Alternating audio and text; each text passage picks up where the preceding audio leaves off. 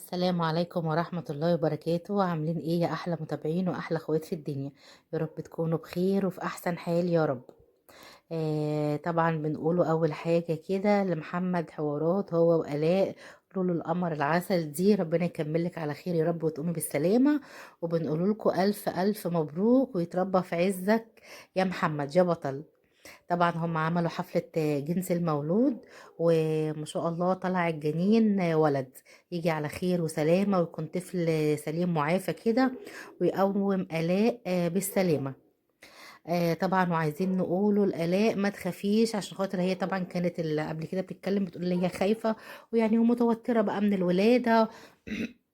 تفائلوا بالخير تجدوه. يعني ما تحطش في دماغك بقى الافكار السيئة وممكن يحصل لي ايه او مش عارفة ايه كده، لا يحصل لي حاجة، لا ما تشيلي بقى كل ده كده هوت من دماغك خالص خالص خالص يا آلاء. وإن شاء الله المرة دي هتبقى سهلة وتعدي على خير وهتبقي كويسة. انت بس كده تفائلي وخليكي نفسيتك أهم حاجة، تكون كويسة وفرحانة وسعيدة ومبسوطة. ما تخليش حاجة تعكنن عليكي ولا تزعلي نفسك ولا تحطي أي أفكار كده اللي هي ايه الأفكار السوداوية اللي بيقولوا عليها ديت كده، هي اللي هي هرمونات الحمل وقبل الولادة. ساعات ستات فعلا كتير بتبقى خايفة ومتأثرة. يعني ايه تقول هيحصل لي حاجة في العملية او مش عارفة ايه، او انا هيحصل لي حاجة او البيبي هيحصل لي حاجة. لا ان شاء الله يحصل لك كل خير وتولدي وتقومي بالسلامة وتجيبي طفل سليم معافى، وانت برضه هتبقي كويسة وربنا هيفرح قلبك ان شاء الله المرة دي وهتبقي زي الفل. طبعا هم كانوا عاملين حفلة سيمبل كده، هو حاجة سيمبل كده رقيقة بسيطة جميلة طبعا، عشان خاطر زي ما محمد كان بيقول طبعا هم في رمضان ومفيش بقى أغاني ورقص والكلام ده كله. كانوا حاطين بلالين كده زرقاء، بس عايزة أقول لكم من أول ما شفت البلالين الزرقاء دي أنا عرفت إن هو ولد. أو إحنا عارفين في من فيديوهات قبل كده كتير كانوا عاملين لنا سسبنس كده، بس إحنا كنا فاهمين واخدين بالنا اللي هو كان ولد. لان هو كمان في بداية الفيديو بيقول ربنا يجيب النونو بالسلامة. يعني حتى كمان يعني كانوا ساعات بيغلطوا كده اهوت وايه ويقولوا اللي هو طبعا بيلمحوا طبعا اللي هو ولد، والمتابعين كلهم ما شاء الله كانوا عارفين الفيديوهات قبل كده من شكل بطنها، من شكل وشها، كمان من طريقة اللي هي كانت بتخبي اللبس وتوري لنا لبس البنات. فاحنا طبعا كنا عارفين ان هي بقى ايه مش عايزه تورينا ان هو تورينا الحاجات بقى اللي هي البيبي بلو ديت اللي هو او الحاجات اللي هي الزرقاء دي، علشان خاطر ما نفهمش اللي هو ولد. طبعا احنا كنا بنتمنى لكم فعلا من قلبنا ان ربنا يرزقكم كده هوت بالخلف الصالح ان شاء الله، ويعوض على محمد كده هوت فعلا بولد صالح بار بيه، ويبقى سند وظهر كده هوت تاليه. ومحمد فعلا يستاهل كل خير، يا ربنا يرزقه ويكرمه و... ويجي له كده هو يبقى عنده عزوه كده من العيال وربنا يبارك له فيهم ويخليهم له. يعني محمد صبر كتير ويستاهل كل حاجه حلوه فعلا في الدنيا، وهو طيب وحنين. وانتوا كنتوا بتشوفوا مع الحاجه سعديه ايام ما كان قاعد معاها في الفيلا قبل طبعا ما يتجوز والكلام ده كله. كان ايده بايديها ويعمل معاها ويغسل لها السجاد. يعني الحاجه سعديه كانت على طول تقول لك محمد بيغسل لي السجاد احسن، يعني ما اقولكوش، يعني كانت على طول ايده بايديها وينظف ويعمل. كان ما شاء الله كان حنين وطيب وبر باهله بصراحه. فاحنا بنتمنى له فعلا ربنا يرزقه كده هو بالخلف الصالح ان شاء الله، ويعوض عليه ويكرمه ويخلي له عياله. بجد يعني انا ببقى فرحانه قوي اما فعلا بيبقى حد كده هوت نفسه في حاجه وبتتحقق. ويبقى اخ كده هوت حلو لتالين. والحفله كانت رقيقه بصراحه وكانت حاجه سيمبل كده هوت وجميله. والافكار يعني كانت حلوه، مش الافكار مش وحشه، كانت افكار كده برضه اعتبر جديده، مش قديمه، بس كانت فيها لغز. بس حيرت المتابعين كده شويه، ما كانوش فاهمين يعني ايه. في ناس كانت كاتبه له في التعليقات الحامض اللي هو الليمون، يعني ان دوت اما تبقى الست بتتوحم على الحاجات الحادقه تبقى كده في بطنها ولد. وبرضو البصل يعني ولد، والفلوس برضو يعني ولد. فكانت في ناس كده في المتابعين من في التعليقات كانوا كاتبين كده. والبيضة اما تبقى بطن الست كده على شكل بيضة بيضاوية، يبقى في بطنها ولد. هي بتبقى يعني كده حاجات كده الناس اخترعتها مع نفسيها كده. هو طبعا قبل كل شيء ربنا هو اللي ايه بيرزق الولد وبيرزق البنت وربنا هو اللي بيدي كل واحد كل ما يتمناه. هما ليكوا 24 قراط يا جماعة. فهو ربنا بقى بيعوضهم لكم في الخلف الصالح، في المال، في الصحة. يعني قمت لكم بقى 24 قراط، وهو ربنا بقى ايه بيديهم لكم بقى في حاجة، في المال، في العيال، في الصحة، في الرزق، في كل حاجة يعني. في محبة الناس ليك برضو. محبة الناس دي لما ربنا يحب يقولك يعني يحبب فيك خلقه كده، هو تبقى الناس كلها بتحبك ومتقبلاك. ما يبقاش مثلا دمك تقيل ومحدش طايقك. فاهمين كده. ففي ناس الكلمة الحلوة الكلمة الطيبة يقولوا والله ده لسانه كويس، بيقول كلام حلو، قعدته حلوة.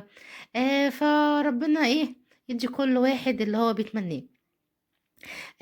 بس كانت طبعا ولا مامة آلاء كانت عارفة تحذر تفزر ايه اللي في البوكسات، ولا نجار برضو كانت عارفة تقول ايه اللي في البوكسات.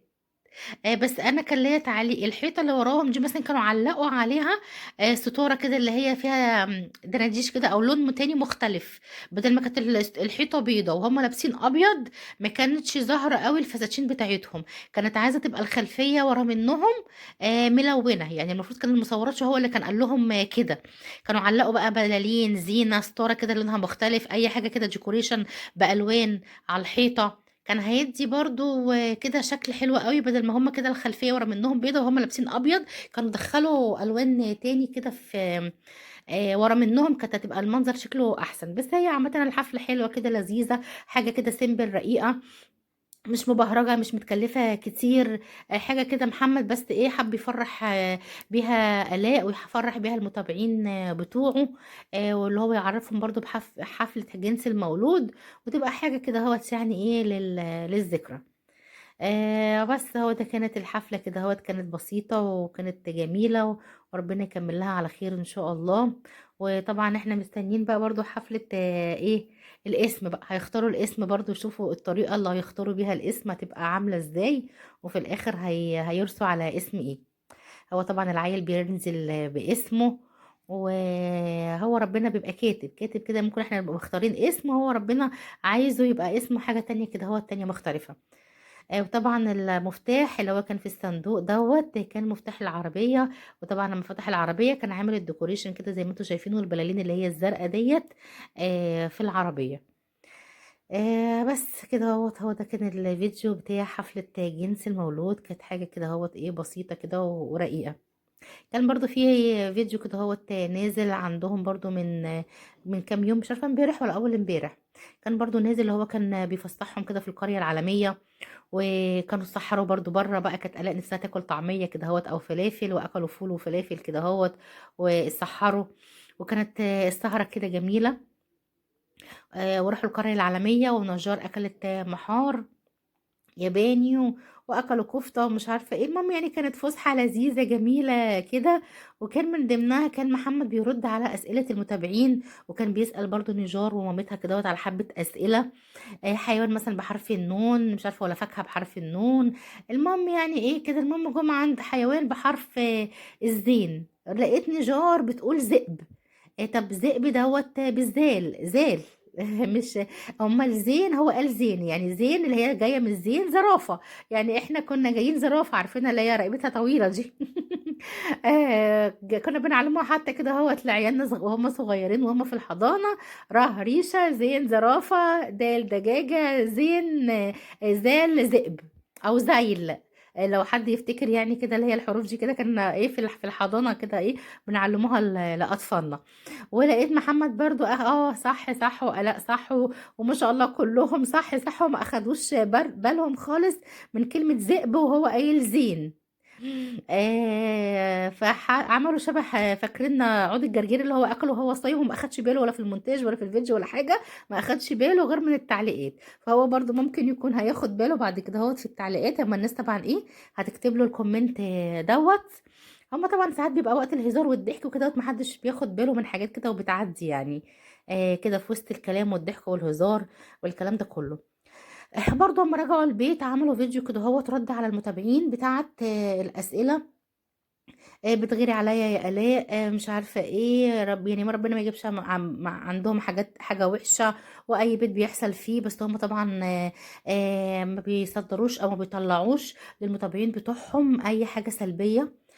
طبعا بيطلعوا احسن حاجه، هو دوت اللي احنا متوقعينه من اهل حوارات او من عيله حوارات، اللي هم دايما بيطلعوا لنا حاجات ايجابيه على القنوات بتاعتهم. وديت احسن حاجه بيخلوا مشاكلهم لنفسيهم، يعني لو حاجات كده مشاكل صغيره بتبقى ايه بينهم وبين بعض، لا قدر الله لا قدر الله لو حاجه كبيره بيطلعوا مثلا يقولوا زي مثلا لما كانت الاء تعبانه، طلعوا وقالوا عشان طبعا ندعو الالاء بالشفاء. من ضمن برضو اللي هو كان بيرد على سؤال اللي هو هينزل مصر امتى. طبعا هو رد وقال ان هو مستني بس يخلص علاج آلاء ان شاء الله، وهو هيبقى ينزل. بس من الواضح كده هو عشان هو مش نازل دلوقتي، لان هو بقى يعني ما شاء الله مستقر كده دلوقتي، وآلاء حامل وهتولد هناك واخد فيلا وشغال هناك، يعني ممكن ينزل بقى مصر برضو كده هو ايه زيارات. بس اللي احنا حاسينه ان هي خلاص هتبقى الاقامه بتاعته في دبي، ممكن بقى فيما بعد يبقى ينزل كده مصر زيارات بقى كده هوت للأهل، اللي هي يشوف أهلها هو يشوف أهله، لأن طبعا هي مامة آلاء ونجار مش هيفضلوا قاعدين معاها هناك على طول، فترة برضو كده هوت معينة، وهيرجعوا برضو مصر بالسلامة. فاحنا بنقول لكم احنا بنحبكم في اي مكان في مصر في دبي في اي حتة، احنا بنحبكم وبنحب فيديوهاتكم الجميلة اللذيذة ديت، وربنا يكملك على خير يا لولو يا طبعا قمر، بنقولك تقومي ويقومك بالسلامة ان بالسلامة شاء وتجيبي كده هو الله يا لولو يا طفل قمر. طبعا دوت يا سليم حبايبي كان الفيديو معافى بتاعنا ان شاء النهارده، يا رب الله، يكون ويفرح عجبكم. قلبك متنسوش بيه. طبعا الاشتراك في وبنقول لك القناة الف وتفعيل الف الجرس عشان مبروك خاطر يا يوصلكوا بطل، كل ويتربى في فيديو عزك. جديد انا طبعا دوت بنزله كان الفيديو لكم. بتاعنا النهارده يا متنسوش حبايبي، يا طبعا رب اللايك يكون الجميلة عجبكم. متنسوش طبعا بتاعتكم لاختكم ودعوة حلوة باللايك كده والاشتراك في ليا القناه وليكم وتفعيل بصلاح الجرس الحال ان عشان شاء خاطر الله. يوصل لكم كل فيديو وكل اللي جديد نفسه في انا حاجة بنزله تتحقق لكم. متنسوش اللايك وادعوا عشان لي في كده ناس دعوه بتتفرج حلوه وتنسى بصلاح تحط اللايك الحال الجميلة ليا بتاعتها. وليكم، يا رب. واستنوني في متنسوش فيديو جديد، اللايك هتوحشوني، هتوحشوني ومع واستنوني السلامة. في فيديو جديد. سلام، مع مع ألف سلامة. السلامه، سلام.